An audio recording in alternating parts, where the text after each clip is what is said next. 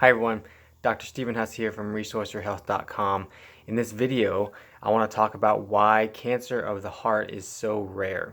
Now, this is something that I wrote about recently in a blog post, so if you want the full explanation and the details, go there, ResourceYourHealth.com.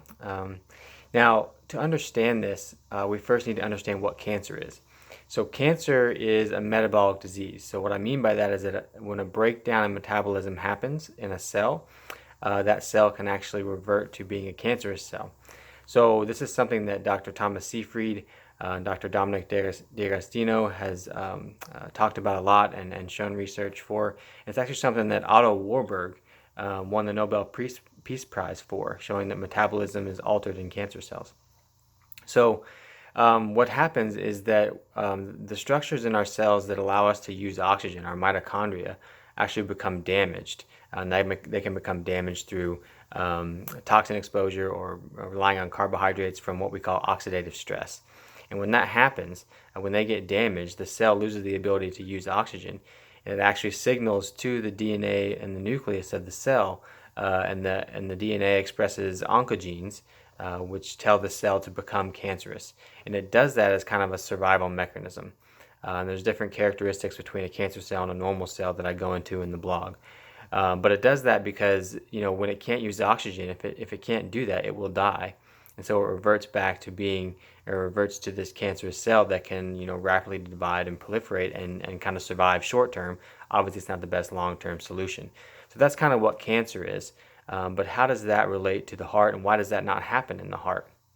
So very similarly, I have argued through blog posts and my ebook and lots of different research that I've done that a heart attack is also a breakdown of metabolism. It's a little bit different of a mechanism though. So when we get breakdown of the metabolism in the heart, it's due to more of an imbalanced stress response, some of that oxidative stress, and not being very well fat adapted. So it's a little bit different of a mechanism, but it's the same kind of thing. We get a breakdown in metabolism in cells of the heart. Now, when that happens, the heart, when the heart can't use oxygen, or when there's oxygen deprivation to the heart, there's really not enough time given for those genes to be triggered to turn into a cancerous cell. Because what happens when that happens is a heart attack. We get actually tissue death. So there's no real chance for those cells to develop into a cancerous type of cell, because the heart attack kills them before that happens. So what I want to kind of point out is that all these things, when we talk about diabetes a lot, we talk about cancer, now we're talking heart attacks, they're all diseases of altered metabolism.